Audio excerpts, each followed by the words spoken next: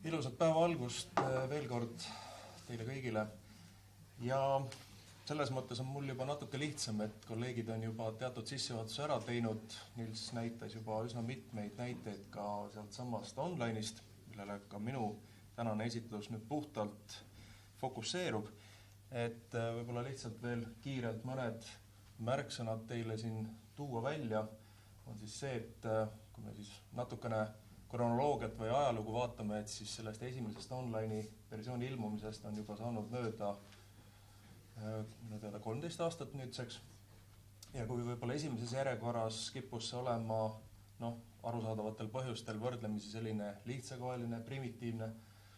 ja see funktsionaalsuse pool kindlasti ka näiteks desktop-tarkvarade osas ei olnud sugugi väga võrreldav, siis ikkagi tänaseks päevaks võib öelda seda, et nii mõnedki uuendused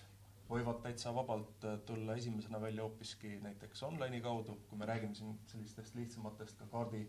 disaini täiendustest ja uuendustest, aga üldiselt kogu see keskkond on ikkagi teineteist täiendav, toetav ja väga paljud asutused, kes geoinfo kogumise ja andmete jagamise ja just ka selle koostööga erinevate organisatsioonide vahel algust teevad. Et väga tihti ka tänasel päeval on ikkagi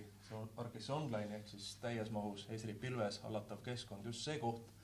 kus ka selliseid lihtsamaid esmaseid veebirakendusi koostatakse, küsitlusvorme, ankeete, neid samu kaardilugusid ja sealt pealt siis juba ambitsioonide kasvades järgmine loogilisem samm ongi reeglina juba liigutakse enterprise võimalustele. Et versiooni uuenduste kohta saab öelda nii, et laias plaanis ütleme 3 suuremat uuendust kalendriaasta kohta on selline nagu norm. Et see nüüd ei tähenda seda, et kogu see keskkond nüüd päevapealt uueneks nagu ühel ja samal ajahetkel, vaid teatud sellised pisitäiendused ka erinevate rakenduste lõikes tegelikult võivad vabalt ilmuda ka nagu jooksvalt. Ehk siis mingisugust väga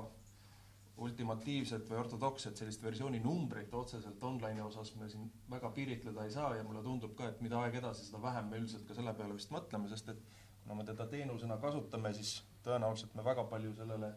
tähelepanu ei pööra. Et oluline on see, et see keskkond toimiks, oleks stabiilne ja et ka need turvanõuded, mida siin on ka järjest Esri edasi viinud, et need vastaksid nendele tänastele nõuetele. Aga käis ennem läbi korraks ka see kasutajatüüpide osa, et siin on kombeks öelda, et ma väga liiga detailidesse ei saa laskuda, aga lihtsalt puhta ajaliselt, aga lihtsalt alates nüüd eelmise aasta juunikuust,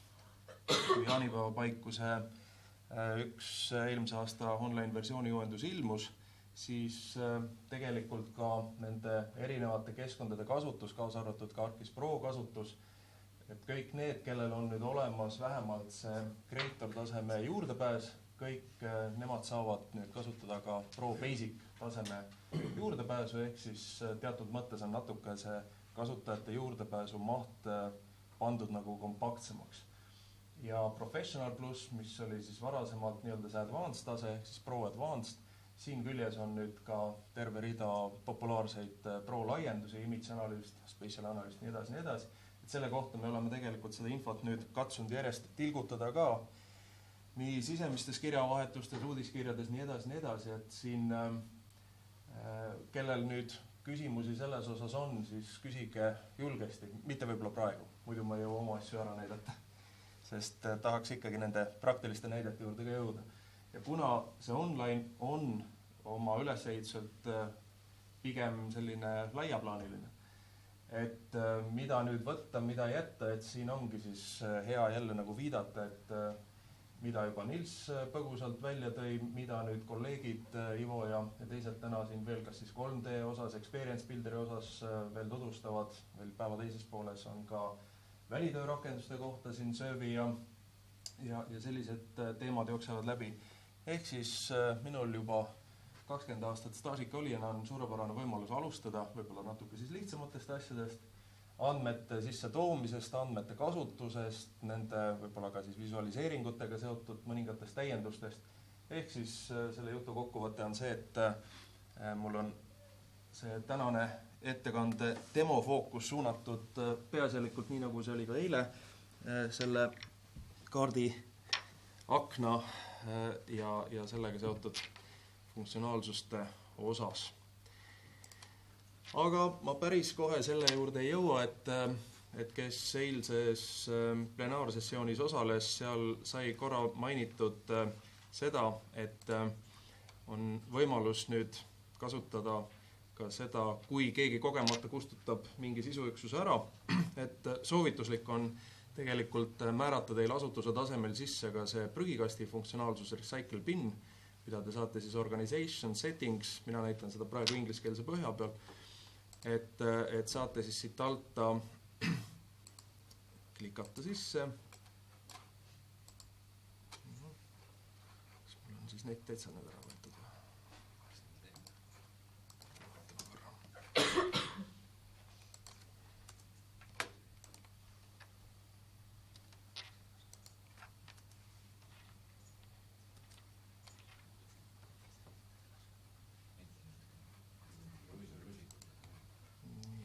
Jah. Et see on siis see koht, kus on siis võimalik seda määrata. Et kui ta on nüüd sisse märgitud, antud hetkel ta siis on, kes soovib, ta saab siis siit kaudu välja võtta ja siis vastupidi nii-öelda sisse. See on siis nii-öelda see sisse lülitamise funktsioon, mis viitab ka sellele, et 14 päeva teil seda sisu poolt hoitakse. Ja kui juba liigume konkreetsemalt ühe või teise sisu alla juba, siis võibki juba siit võtta vastava mingisuguse kausta, valida siit selle välja, konkreetse näite ja siit delete nupu alt siis omakorda juba, et kui ma soovin teda jätta pigem siiski ka sellisesse vahestaadiumisse, et Recycle Bin aknas endas, nüüd ma saan siis seda näha, vajadusel saan ta tuua nüüd uuesti tagasi ja näidata ette siis millisesse kausta ma seda tagasitoomist soovin nagu teha. Samuti aeg-ajalt, mis võib olla vajalik ka näiteks asutuste enda sellise statistika jälgimise vaatest, et kui populaarsed võib-olla või kui jälgitavad teil ühed või teised rakendused on, siis see on nüüd seotud raportite spetsiifikaga, et ka seda poolt on siin ajas püütud järjest rohkem nagu järgi aidata, et näiteks vaadata üle, et millised on olnud teil, oletame siis eelmise kuu kõige populaarsemad ja vaadatumad sisuüksused, mis on näiteks avalikult välja jagatud, kas siis mingid kaardirakendused või story mapsid või mis iganes. Et siin saate siis valida selle parameetri, kas päevade alusel, nädalate alusel, ja siis saate selle raporti siit luua. Ma lihtsalt näitan juba seda tulemust, millisena ta teil välja tuleb. Et üsna arusaadavatel põhjustel meie konto all kipub see olema see, et kuidas jõuda Tallinki konverentsikeskusesse, et siin on olnud märgatavalt suuremad külastatavused kui võib-olla mõnel teisel rakendusel või kihil. Nii et seda on siis võimalik ka teil mugavamalt ja lihtsamalt vaadata. Aga kaardiakna sellest valikust oli juttu, et mina oma näited olengi juba tegelikult kõik lahendanud selle, ma ei saa öelda, et see on nagu see uus kaardiaken, aga see on juba tegelikult päris mitu aastat olnud, aga kui te siis ka enda tööprojekte siin kokku panema hakkate, et siis see oleks ka selline nagu esimene soovitus, et üks variant siis näiteks kasutada need samu, ka eile korraks käis läbi see märgise klasside teema, ühelt poolt siis sümboloogia, filtreeringud, saate siis defineerida ära, mida te täpselt siin näha soovite ja ka näiteks nöötkavad. Et mida detailsemalt te juba ekraani peal sisse liigute, siis näiteks teie numbrid ühel hetkel juba kas siis ilmuvad või ilma, et siis te saate juba neid siin iga konkreetse märgise klassi juures ka paindlikumalt lahendada. Nii et teatud sellised edasiminekud on siin päris nii-öelda nagu nii ühe kui ka teise spetsiifika puhul. Aga nüüd järgmiseid kartograafiaga seotud täiendusi plaanin nüüd näidata nii, et loodan siit saada kätte Statistikaameti avalikult jagatud ruutkaardi teenuskihi. ja toon selle andmestiku siis ekraanile. Et see ilmselt üllatus ei ole, et neid avaandmeid on meil mõnus ja mugav kasutada, teenuse valikuid tuleb aasta-aastalt üha rohkem juurde ja just see, millest võib-olla ka kunagi online algas nagu ka nii-öelda samm-sammult oli see märksõna smart mapping või nutikas kaardistamine, et siin samuti sõltuvalt nüüd sellest andmete sisust, andmete tüübist on teil variante, mille vahel siis mängida, kas siis te näitate ühte tunnust, on see arvuline tunnus, kvalitatiivne tunnus, et mina siin proovingi natukene nüüd nende ruutkaardi andmetega mängida ja näidata ka paari päris sellist uut, ta ei ole kujutusviisina küll uus, aga nii-öelda tehniliselt, mis on siis toodud siia online keskkonda juurde, et millega siis täpsemalt tegemist on. Et ma alustuseks kõigepealt vahetan siin ära andmevälja ja näiteks soovin esile tuua nüüd neid piirkondi, kus on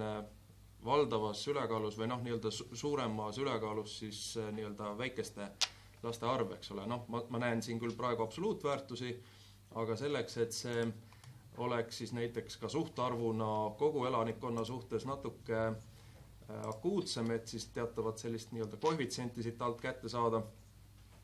Siin on ka siis nüüd näha teatud piirkonnad ka siin Tallinna lähiümbruses, kus siis ka näiteks Rae vald, mis paistab väga hästi silma just sellise väga noore rahvastikuna, kus keskmine vanus on vist kusagil 34 aastat. Et me saame juba ka olemasolevate andmete pealt järjest mugavamalt ka neid visuaale ja neid elanikkonna paiknemise mustreid nagu välja tuua. Ja proovimegi siin siis kasutada ühte sellist uut tehnikat, kus me toome kõigepealt ühe parameetrina sisse elanikkonna kogu arvu ja siis vaatame hoopiski nagu teisest ekstreemumist, et vanemaealised kui 85 eluaastat. Et toome need kaks parameetrit siin mängu ja nüüd mul ei olnudki, ma ei teinudki tegelikult rohkem mitte midagi. See ei ole video, ma teen kõike laivis. et ta siis pakub mulle nüüd välja ühe sellise online keskkonnas päris uue nagu visualiseerimismeetodi, see on siis reference size maps, et siin on siis need juured tegelikult ulatuvad juba 60-ndatesse aastatesse, see Richard Saul Wurmani poolt välja töötatud selline kujutusviiside printsiip, aga kus siis on näha, kuidas proportsionaalselt seda sümboli sisu kasvatades me saame siis ühelt poolt näidata, et kuidas tasapisi suureneb ühes või teises piirkonnas siis on valdavas ülekaalus kas siis vanemaealine elanikkond või kus vanu inimesi on rohkem ja kus neid on vähem. Ja mis peaks just sobima hästi selliste homogeense suurusega ruutudega, ehk siis antud juhul ka selle ruutkaardi osas päris hästi, et need ruudud on omavahel ka pindalaliselt paremini nagu võrreldavad. Ja nüüd omakorda siit liikudes siis edasi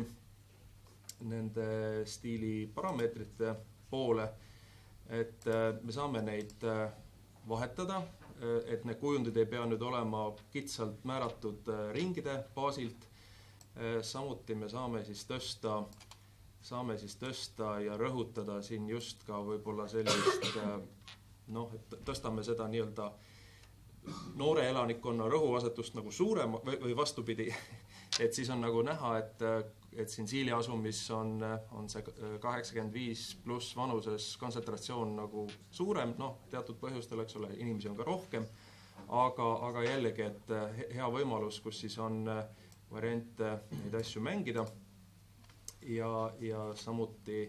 mis on ka võib-olla paljud ei pruugi seda esimese pilguga kohe märgatagi, on ka sellised nii-öelda eraldi veel efekti valikud, mis on tõsi küll olemas ka proos, aga mida näiteks veebirakenduste puhul on ka päris mõnus kasutada,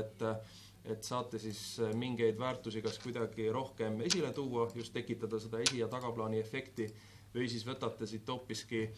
ja lähenete asjale sellise kogu arvu või absoluutväärtuste baasilt, et näiteks, et soovitegi rohkem nagu esile tõsta, et alates siin näiteks, ütleme, et vähemalt siis peaks olema seal ruudu sees 1000 inimest, et siis jällegi, kas ta on siis väiksem, suurem, saate nende parameetritega mängida. Siin ma pigem mõtlesin, et ta on siis väiksem jah, et kuna seal Rae piirkonnas nii suuri magalarajoone ei ole, et siis ma saan sellega natukene neid Tallinna, Lasnamäe ja Mustamäe piirkondi lükata nagu tahaplaani peale ja siis tuua just rohkem esile neid individuaalelamute rajoone, kus need ruudud siis selle ühe võrgustiku seest peaksid paistma ka paremini välja, loodetavasti. Siis on üks näide, kui nüüd käis läbi siin ennem jutust, oli see kihtide muutmine, et selleks nüüd kohe seda web-editori võib-olla igas olukorras ei olegi tingimata vaja kasutada, mitte et ei võiks seda teha, aga lihtsalt, kes on harjunud võib-olla selliseid lihtsamaid muutmisi tegema otse siin kaardiaknas. Et siin ma tegin lahti ühe sidemastide kihi, et siin just loetud nädalat tagasi, nii palju ma tean, et siis Läänemaal sai üles üks uus 126-meetrine tele- ja raadiomast, et see peaks siis tagama nüüd seda ringhäälingu tööd ja seda info edastamist, mis tahes ka kriisiolukordades, et ajad on sellised, nagu nad meil on, aga et kuidas ka nüüd neid uusi objekte olemasolevasse kaardikihti mugavamalt sisse kanda, et siin saabki siis tuua välja ühe sellise näite nagu nende mallide templitide defineerimine, et mul on siin juba muist asju nagu alla ära pandud, et näiteks maakond, aadress, kõrgust ma praegu selle võib jätta näiteks vabakäeliseks, aga näiteks staatus, et see lõplikult töösse läheb minu teada septembris või oktoobris, aga et ma saan juba öelda, et ta on siis nii-öelda perspektiivne, et paralleelselt töötab see vana mast ka, aga näiteks domeeni valikute alusel ma saan juba defineerida ära need vaikeväärtused, et kui ma mingisugust uut objekti hakkan sisestama, siis juba automaatselt täidetakse siis vastavad lahtrid selles konkreetses kohas mulle ära. Ja see tähendabki seda, et edit nupuga valin välja selle templidi, liigun siia natuke lähemale, märgin peale, ütlen, et kõrgus 126, see on mul vaba tekst, aga see staatus perspektiivne on juba mul ette ära antud, nii et võin siit jooksvalt lisada juurde ka manuseid, panen siia ühe pildi näiteks, lisan külge, panen selle punkti ära, et siin võib-olla jah, kiiruga jääb muist asju võib-olla kogemata vahele, aga katsun siit markeerida ta välja. Edit, et kui näiteks selgub, et jäi kiiruga midagi panemata, et siis võib alati selle uuesti lahti teha, öelda, et see näiteks Haapsalu, aga ta on uus. Ja just mõte on selles, et siis saab kenasti selle labeli ka nagu värvilisena siia peale lasta. Ja mis nüüd puudutab neid andmete kuvamist, siis atribuuttabeli osas, nagu ka siin eile see näidatud, siin on ka tehtud mitmeid täiendusi, parandusi ja kui ma manuseid jälgin, et siis hea võimalus on siit kohe jooksvalt külje pealt ka vaadata, et näiteks siit võtta lahti näiteks Orissaare sidemast, eks ole, et ma saan siia manuste peale siis peale liikuda ja mugavalt teha selle manuse siit alt lahti, eks ole, midagi üllatavat ei ole, Eiffel on Eiffel ja siis samamoodi liikuda samm-sammult jälle nagu tagasi.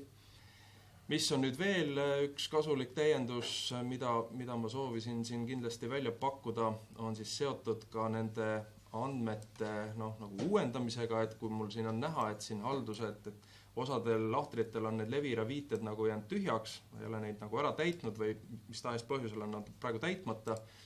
et ka see väljakalkulaator on üks päris kasulik võimalus, et nii nagu desktop tarkvaras saate siin ette öelda näiteks tingimuse, et kui see haldaja lahter on mul praegu tühi, et siis ta leiab praegu selle alusel mul 3 sihukest lahtrit. Okei, ja siis järgmisena ongi juba siis võimalik mul anda ette, et tahaks siis märkida siia niimoodi, et siis ma saan veel näiteks testida, vaadata, et kas sellisena sisse kantud väärtused näiteks teksti välja sees, okei, vigu ei ole, sa võid seda vabalt teha ja siis lasete lihtsalt sellele 3 puudu olevale objektile nad siia külge, panete selle kinni ja siis hiljem, kui te teete ta lahti, siis on näha, et kõigil nendel objektidel on ta ilusti küljes olemas. Nii et kui te nüüd lahkel loal annate mulle veel paar hetke, et siis ma võtan selle sisejulgeoleku ja kriisivalmiduse teema osas siin omalt poolt jutu kokku nüüd selle näitega, mida nüüd eile Ivo ka mainis, et üks selline Instatabs rakendus, iseenesest ta ei ole küll otseselt midagi uut, aga siis avariitanklate võrgustik, et stiilis, et mis juhtub siis kui, aga me kõik väga loodame, et seda kunagi ei juhtu. Et teeme selle projekti lahti, et siin sisu poole pealt midagi väga sellist kirevat küll ei ole, aga kui me tahaks nüüd seda siis jagada äpina välja,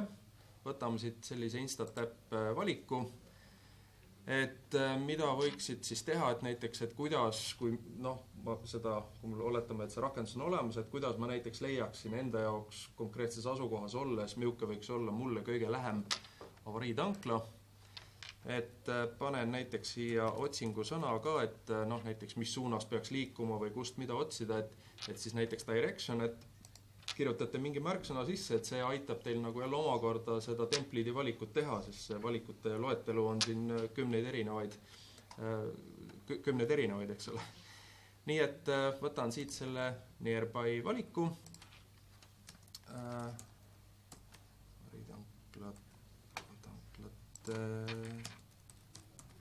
Kaardirakendus, nii, lähen siit, teen selle